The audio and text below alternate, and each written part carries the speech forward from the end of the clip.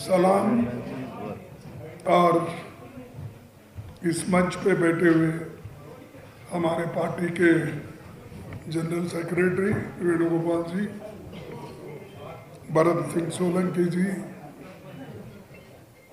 तारिक अहमद खरा साहब, नासिर हुसैन राज्यसभा मेंबर, शकील अहमद खान, अलका लांबा, रविंद्र शर्मा जी और मीडिया के मेरे दोस्तों, हम यहाँ चुनावी प्रचार के लिए आए थे और वहाँ पर हमारे गठबंधन के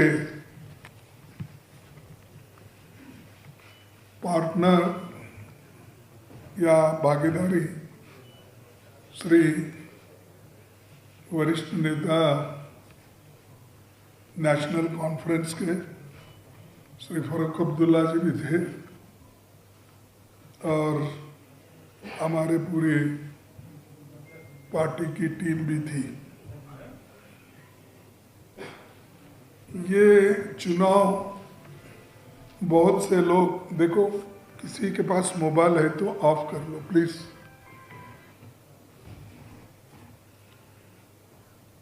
ये चुनाव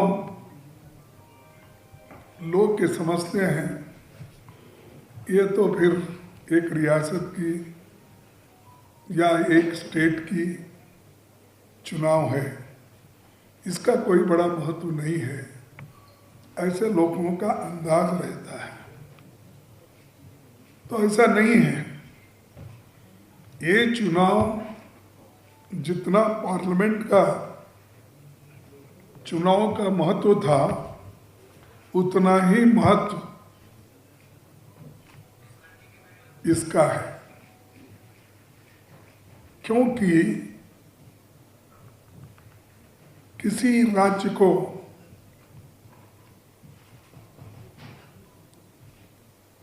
हमारे फाइनेंशियल प्रॉब्लम्स और हमारे जो भी समस्याएं रीजन के होते हैं उसको लड़ने वाले होना चाहिए। और ये अजब जहाँ एक बीजेपी ने तमाशा करके रखा है, सारे देश में हमने देखा, क्योंकि मुझे भी अब कम से कम पॉलिटिक्स में आके 60 साल के नज़दीक हो रहे और मैं एमपी एमएलए राज्यसभा मेंबर बन के 52 साल हो गए। ऐसा ही मैं बाकी के चीज़ें आप पढ़े होंगे, देखे होंगे, सुने होंगे। मुझे भी थोड़ा ज्ञान पॉलिटिक्स में रखता हूँ। मैं कभी नहीं देखा अपने 60 साल के पॉलिटिकल लाइफ में किसी स्टेट को यूनियन टेरिटरी बनाया। कहीं सुना आपने?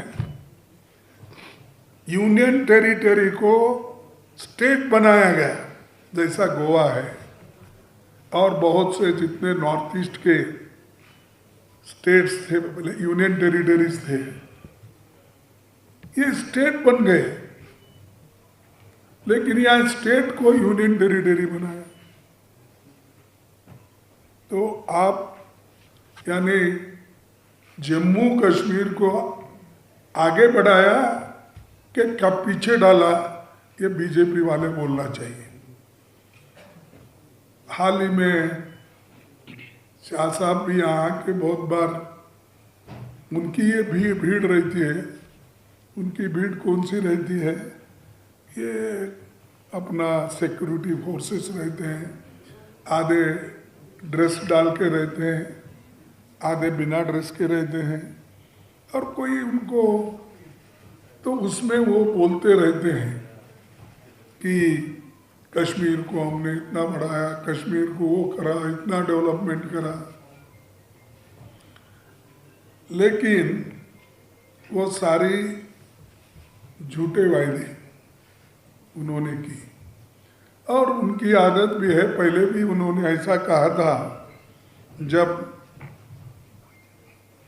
लोगों ने उनको पूछा कि भाई बेरोजगारी मिटाने के लिए आप युवकों को कहा कि 2 करोड़ नौकरियां हर साल देंगे, 15-15 लाख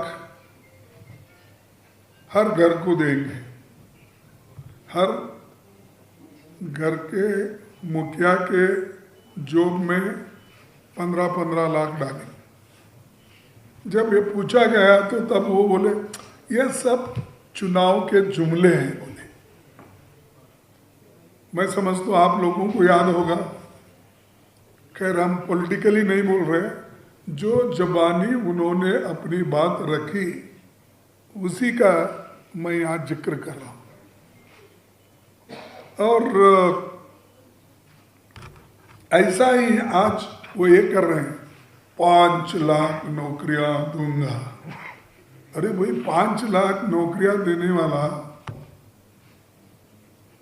सरकारी 1 लाख नौकरियां खाली है, 65% सरकारी नौकरी खाली है, तो आप क्यों नहीं दिए अब तक? चुनाव में जो जुमले बोल रहे हैं 5 लाख नौकरी का, मैं उनसे पूछता हूँ, यहाँ के बीजेपी के नेता हो या शाह जी को, भाई आपका वायदा अब जो कर रहे हैं 5 लाख, तो अब सरकारी नौकरी 1 लाख खाली है, क्यों नहीं भर्ती करें? उसका जवाब उनके पास कुछ नहीं है। यही पर नहीं, सारे हिंदुस्तान में 30-35 लाख सरकारी नौकरी खाली है, वो दिए नहीं। फिर यहाँ बेरोजगारी तो है, फिर उसके बाद अपना उसके साथ महंगाई भी है, और यहाँ पर हर चीज की लूट हो रही। जो खनन है, क्या बोलते हैं आप उसको, माइनिंग है, खनन अच्छा नहीं, क्या वर्ड, ये भी वर्ड हिंदी है ना, जी जी, चलो खनन। तो माइनिंग में यहाँ पर लोग सैंड भी बेच के खा रहे। हम सुने थे लोग खाना ही खाते हैं, चावल दाल, ये तो बाकी के चीज़ें नॉन वेजिटेरियन खाने वाले ये अलग है, लेकिन यहाँ बीजेपी ने सैंड खाने लगा और अपने लोगों को भी खिला रहे हैं, बाहर से ला के कॉन्ट्रैक्ट दे रहे हैं, सैंड में गवर्नमेंट में कॉन्ट्रैक्ट दे रहे हैं। अरे यहाँ लोग तो भूखे मर रहे हैं, यहाँ के लोग मजदूरी के लिए बाहर जाना पड़ रहा है, और बाहर के लोगों को ला के यहाँ पर आप काम करवा ले रहे हो। तो ये स्थिति सिर्फ बीजेपी ही कर सकती है। ऐसी स्थिति हमारे वक्त हमने देश के लिए बहुत कुछ किया है, चाहे पब्लिक सेक्टर हो, चाहे प्राइवेट सेक्टर में भी, चाहे कोऑपरेटिव सेक्टर में, चाहे ये मिक्स्ड इकोनॉमी में पंडित जवाहरलाल नेहरू जी ने जो काम किया है, आज तक उन 10-15 साल में उन्होंने जो कुछ किया, इन्हें सिर्फ 15 साल में, 10 साल में कुछ नहीं किया। जहाँ पुल का उद्घाटन हुआ, पुल गिरा, राम मंदिर का उद्घाटन हुआ, वो टपक रहा, और हर जगह इनका कहाँ मोदी साहब के हाथ से उद्घाटन होता है, लोग बोलते हैं पवित्र हाथ से उद्घाटन करवाना। अब वो पवित्र हाथ थे, कौन से हाथ थे मुझे मालूम नहीं, कि कहीं भी पुल गिर रहे, कहीं बांध, कहीं बाढ़ आ रही तो उसको ये रोकने के लिए पैसे नहीं दे रहे। तो ये स्थिति देश में है। और एक बार मैं मजे की आपको बताऊंगा, ये देश के बाहर बहुत प्रचार करते हैं, अपना घर जल रहा है वो छोड़ दिए, मणिपुर में आग लग गई, महिलाओं का रेप हो रहा है, घर लूटे जा रहे हैं, घर जले जा रहे हैं, गोली, बहुत से लोगों का मर्डर हो रहा है, गोली चल रही है। इसकी फिक्र मोदी ये शाह ने कभी की नहीं। सब घूमते रहते हो दुनिया, लेकिन घर में क्या चल रहा है?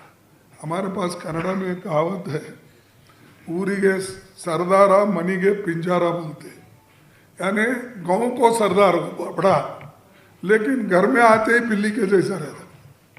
तो यहाँ ये बिल्ली का काम कर रहा है, और बाहर जाके मैं इतना बड़ा हूँ वो हूँ। ठीक है भाई, हमारी फॉरेन पॉलिसी है, उसके तहत हम आज भी चल रहे हैं, पहले भी चले थे। जो ठीक है वो हो जाएगा, हम उसको मना नहीं करते, लेकिन हमारा एतराज ये है, पहले तो तुम्हारा घर संभालो, मणिपुर संभालो, लोगों को शांति से रखो। यहाँ शांति नहीं है, दूसरे जगह शांति स्थापन करने के लिए जा रहे हैं। मैं नहीं बोलता कि मत जाओ, पहले हमारा ठीक करके जाओ ना भाई, उसके बाद में तुम कहीं भी जाओ। अब तक तो सारी दुनिया देखे हैं, कौन सा स्टेट ऐसा, सॉरी, कौन सी ऐसी कंट्री नहीं बची होगी जहां इनके पैर पड़े ना हो। हर जगह पैर डाल के आए, कभी पाकिस्तान के प्राइम मिनिस्टर से गले मिले, कभी चाइना के प्राइम मिनिस्टर से झूले में बैठे, किसी और को गले मिले, हर एक बात करते हैं। और किसी को ये कहते हैं ये बड़ा मेरा दोस्त है। परसों कहीं सिंगापुर के कोई प्राइम मिनिस्टर को देखा, उन्होंने ऐसा गले लगा लिया जैसे कि उन्होंने लगा लिया, इन्हों लगा लिए, ऐसा कि इनका बचपन का दोस्त है। अरे भाई, ये देश के लिए जब जाते हो, जो बोलना है वो बोलिए। इससे पहले भी ऐसा ही बोले थे, शुरू में 2014 में इन्होंने बोले थे कि ओबामा मेरा दोस्त है, गपचप करते हैं चाय पे, उनसे बात करते हैं। फिर बाद में बोले ट्रम्प, उसके प्रचार को गए, इस बार फिर एक बार ट्रम्प, फिर एक बार ट्रम्प। बोला अरे तुम्हारा क्या वास्ता है भाई, तुम हमारे देश के हो, हम हर देश के साथ अच्छी दोस्ती रखना चाहते हैं, हर प्राइम मिनिस्टर के साथ हम अच्छा दोस्ती रखना चाहते हैं, तो उनको जाके उनके प्रचार करें। कोई हमारे पास आता है किसी के ओर से, कोई देश आता है? तो एक देश दूसरे देश में जाके ऐसा प्रचार करना यही दिखाता है कि आदमी के पास उतना सूझबूझ नहीं है।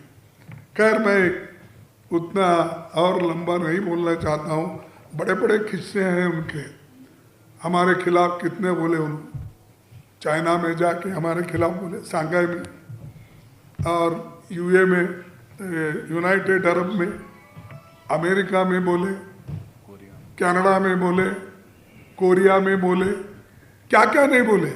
हमारे को, कांग्रेस को बदनाम करने के लिए, हमारे सरकार को बदनाम करने के लिए, राहुल जी को गालियां देने के लिए हर प्लेटफॉर्म का उन्होंने इस्तेमाल किया बाहर जाके, और हमको अब सबक सिखा रहे, राहुल जी ऐसा नहीं बोलना था, राहुल जी देशद्रोही है, कांग्रेस पार्टी देशद्रोही। क्या करे भाई देशद्रोही? हम तो तुम्हारे जैसा बाहर के प्लेटफॉर्म यूज करके देश के जो 60 साल हुकूमत की, देश को बनाया, हम कभी गालियां नहीं ली, लेकिन ये लोग एक काम करते हैं। लेकिन यहाँ हम कांग्रेस पार्टी और नेशनल कॉन्फ्रेंस पार्टी दोनों मिल के लड़ रहे, और दोनों एक होके जब लड़ाई करने के लिए तैयार हो गए, बीजेपी नर्वस हो गई, घबरा गई है।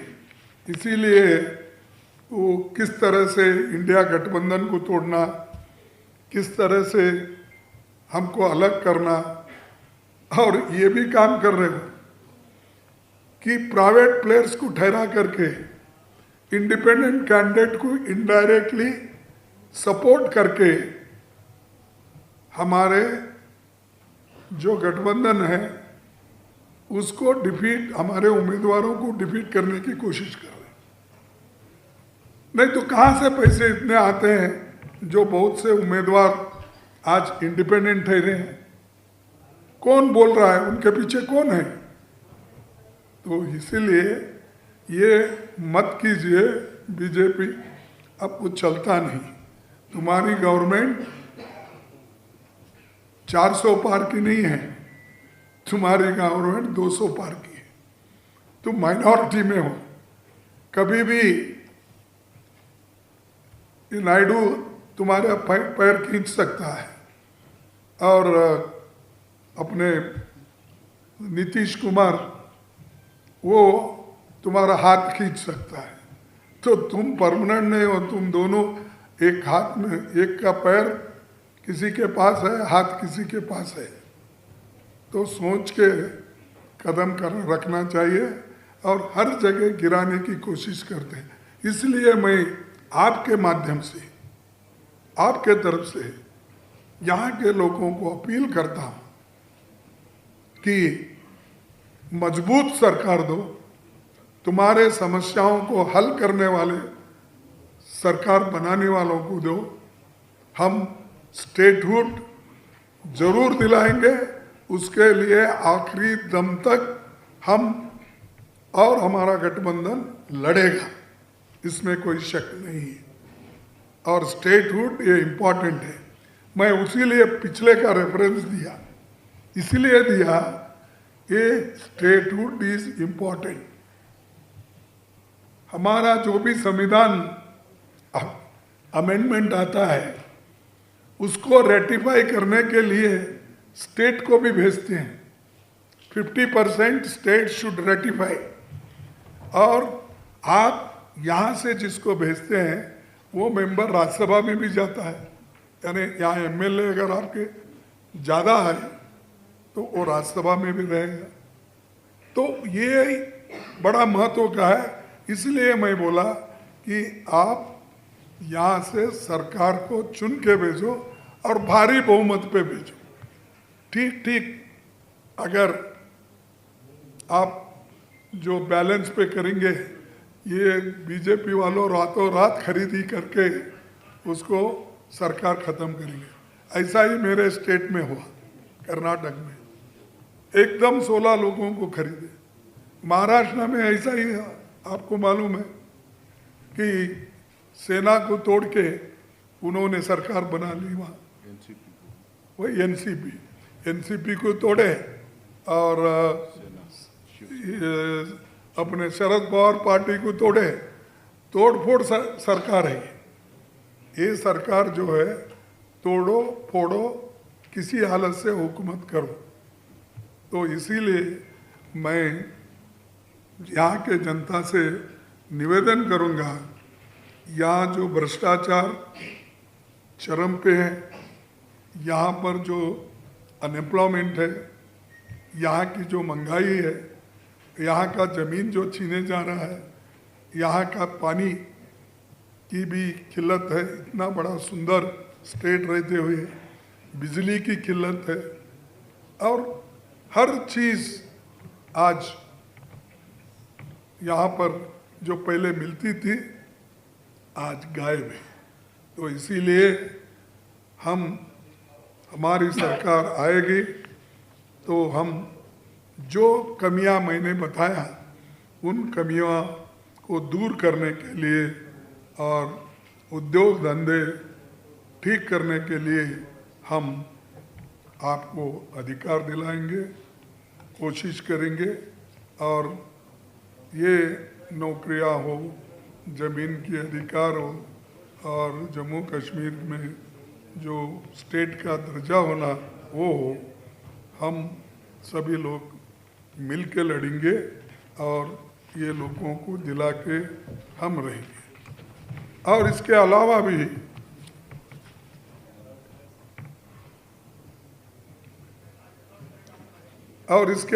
भी बड़ा इंटरेस्टिंग है। देखो, अगर कांग्रेस पार्टी गठबंधन अलायंस करके आज नहीं लड़ती तो ये वक्फ बोर्ड के बिल को आज जो ज्वाइंट पार्लियामेंट्री कमेटी में जाना है वो नहीं जाता था। पिछले कितने बिल्स बगैर पार्लियामेंट को सुने, डिस्कस करे, सीधा पास करके भेजते थे। आज वो स्थिति नहीं है, उनकी सरकार खुद माइनॉरिटी में है। इसीलिए आज वक्फ बोर्ड जैसा बिल आज ज्वाइंट पार्लियामेंट्री पार्टी के सामने है। फिर भी वो बुलडोज करने की कोशिश करेंगे, लेकिन हम आपकी लड़ाई लड़ रहे हैं, लड़ते रहेंगे, ये हमारा वायदा है। इसीलिए आपके माध्यम से जनता तक आप पहुंचाएंगे, ये मेरा विश्वास है। और हम इस वक्त मैं सिर्फ एक 4 वायदे इस वक्त बोलूँगा, इसके बाद में फिर राहुल जी भी आएंगे, प्रियंका जी भी आएगी, उसके बाद फारूक अब्दुल्ला साहब भी उसमें रहेंगे, उमर अब्दुल्ला जी रहेंगे और हमारे पार्टी के लोग खरा साहब रहेंगे, ऐसे सभी लोग रहेंगे। उस वक्त और चंद गारंटीज वो अनाउंस करेंगे। और मैं आज 4 गारंटी हमारे पार्टी के ओर से, हमारे गठबंधन के ओर से मैं अनाउंस कर रहा हूँ। एक, महिला सम्मान हमारा हक, परिवार के महिला प्रमुख के लिए 3000 प्रति माह सहायता और सेल्फ हेल्प ग्रुप से जुड़ी महिलाओं के लिए 5 लाख इंटरेस्ट फ्री लोन हम देंगे। ये पहला वायदा हमारा, 3000 रुपये देने का और सेल्फ हेल्प ग्रुप में 5 लाख रुपए इंटरेस्ट फ्री देने का, ये वायदा। जैसा कि हमने वायदे कर्नाटक, अपना तेलंगाना, हिमाचल प्रदेश में किया था, किए हैं, वैसा ही यहाँ पर जम्मू एंड कश्मीर में ये गठबंधन नेतृत्व कांग्रेस और एनसी देगी। ये पहला वायदा। दूसरा वायदा, अच्छी सेहत हमारा हक है, यानी हेल्थ में 25 लाख रुपए का बीमा कवरेज हम करेंगे और हर व्यक्ति के लिए ये होगा। और उसके अलावा सुपर स्पेशलिटी हॉस्पिटल्स में जो भेजेंगे उसका 25 लाख रुपए तक जो भी बिल होगा वो हमारे सरकार के ओर से, जैसा राजस्थान में हमने किया था, वो उसी ढंग का यहाँ पर स्कीम हम लागू करेंगे। तीसरा है, पिछड़े ओबीसी वर्ग के लिए संविधान में जो प्रावधान के अनुसार प्रोटेक्शन दिया जाएगा, क्योंकि ओबीसी के लिए कोई प्रोटेक्शन नहीं है और उसके बारे में कोई बात भी नहीं करते शाह साहब, मोदी। अब आरएसएस रिसेंटली उठाई है आवाज़, क्या बोल के कि वो ये कह रही है कि हमारे को कोई जातीय जनगणना पब्लिक वेलफेयर के लिए, कल्याण के लिए कर सकते हैं, लेकिन पॉलिटिक्स के नहीं। ऐसा वो आज बोल रहे। पहले तो पूरा विरोध करते थे वेलफेयर स्कीम्स को, आज वो मान रहे। लेकिन ये हम ओबीसी को भी पूरा संविधान के दायरे में इनको प्रोटेक्शन देंगे। चौथा है कश्मीरी पंडितों के लिए जो डॉक्टर मनमोहन सिंह जी ने अनाउंस किया गया था रिहैबिलिटेशन प्रोग्राम, इसको पूरी तरह से इम्प्लीमेंट किया जाएगा। ये हमारे 4 वायदे हैं। इसके अलावा जो नए स्कीम बिजली का हो, दूसरा हो, ये सब फिर हमारे लोग तैयार करके स्टेप बाय स्टेप इस चुनाव में एक एक करके हमारे गारंटीज आएंगे और हमारा जो मैनिफेस्टो उसमें पूरा एक उतार देंगे। तो बस मैं आपसे इतना ही कहना चाहता था, इसलिए ये कह दिया। इस आपसे मैं इजाज़त लेता हूँ कि मुझे आगे जाने की आप आज्ञा देंगे। खाने जी this is your from time sir. This is Azhar Hussain from WWE. आपसे सवाल ये कि जिस तरीके से आपने बोला कि जब स्टेट बोर्ड यहाँ से छीन लिया गया तो उस वक्त 50% जो रेटिफिकेशन चाहिए थी वो स्टेट से चाहिए थी। तो क्या कांग्रेस जिस तरीके से नेशनल कॉन्फ्रेंस अलायंस पार्टनर है वो कह रहे हैं कि 370 को वापस लाने के लिए उनकी जो जंग है वो जारी रहेगी, क्या कांग्रेस भी अलायंस पार्टनर के उस चीज के साथ है कि आप भी दफा 370 को वापस लाने के लिए कोशिश करेंगे और उनका साथ देंगे? देखिए हमने तो वर्किंग कमेटी में रेजोल्यूशन किया है और उसके तहत जब हम स्टेटहुड की बात कर रहे हैं तो अगर हमको राज्य मिला, राज्य का दर्जा मिला, तो बाकी समस्याएं हल होती है। क्योंकि ये जो स्टेटहुड इज़ इम्पॉर्टेंट और इसको हमेशा कहीं और भी दायरे में ये ला सकते हैं।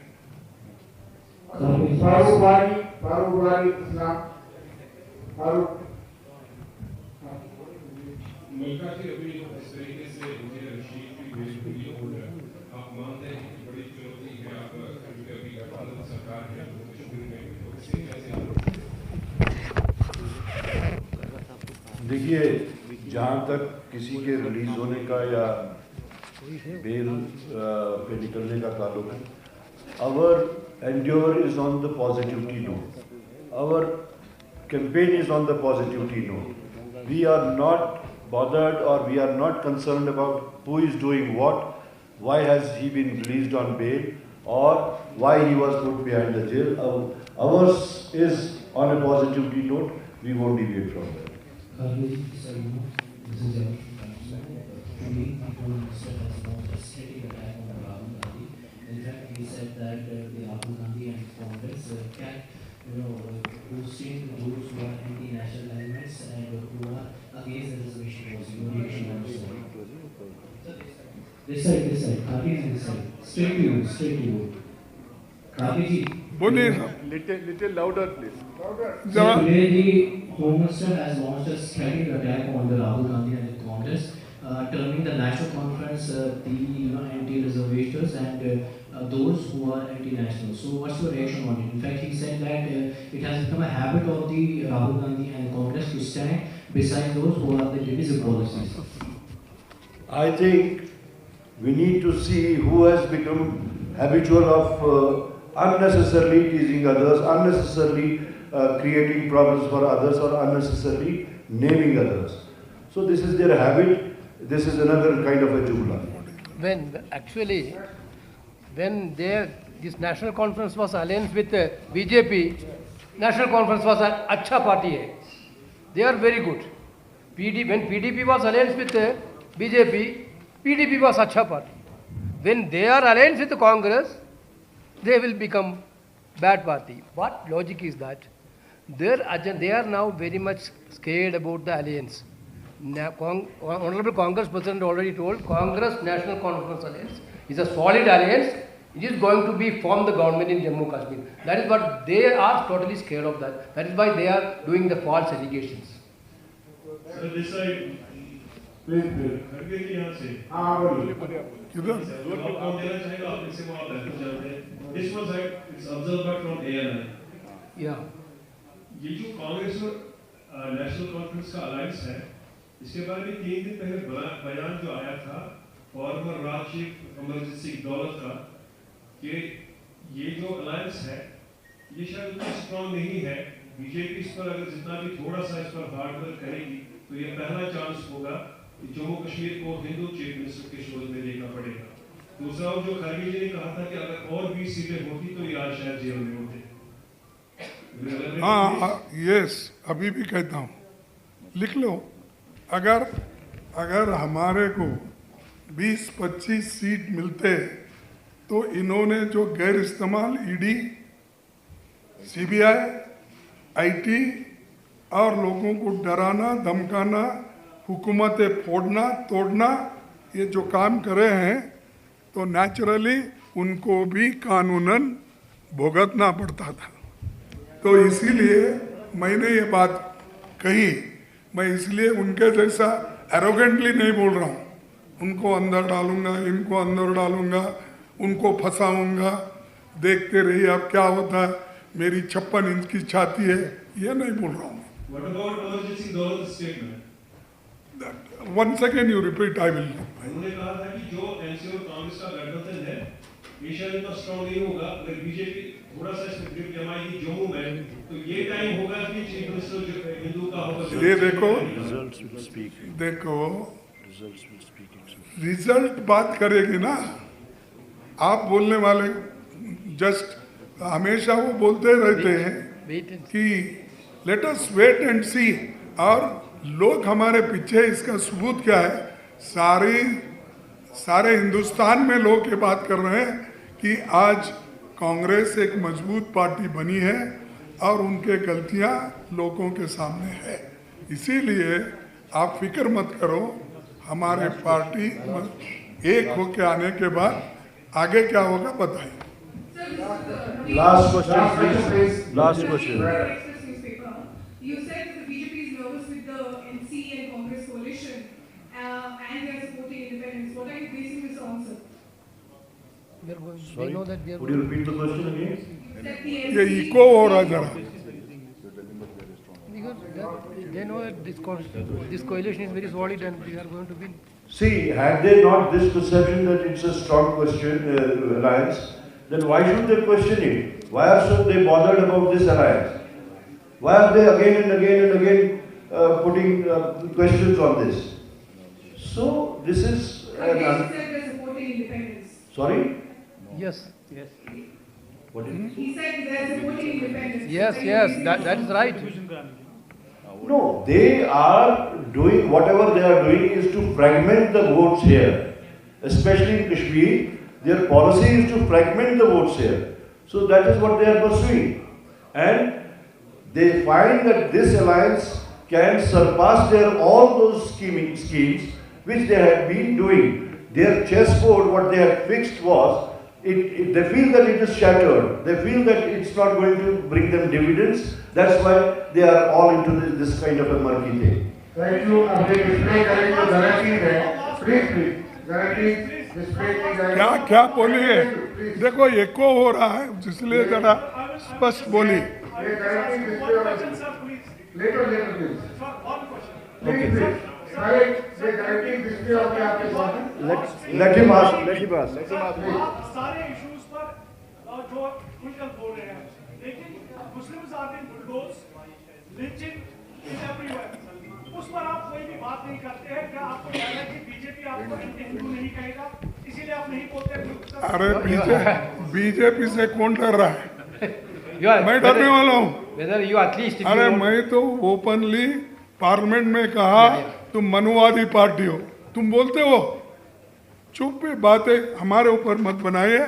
हम इतने मजबूत हैं, एक जगह खड़े हो गए और सब साथी को हम एक साथ लेके चलेंगे, बिल्कुल। उसमें कोई नहीं।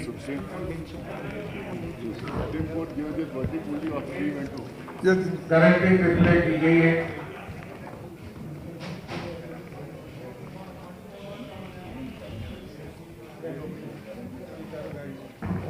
Okay, thank you. जो कांग्रेस प्रॉमिस कर रही ये है, गारंटीज के 4 गारंटी। Thank you. Thank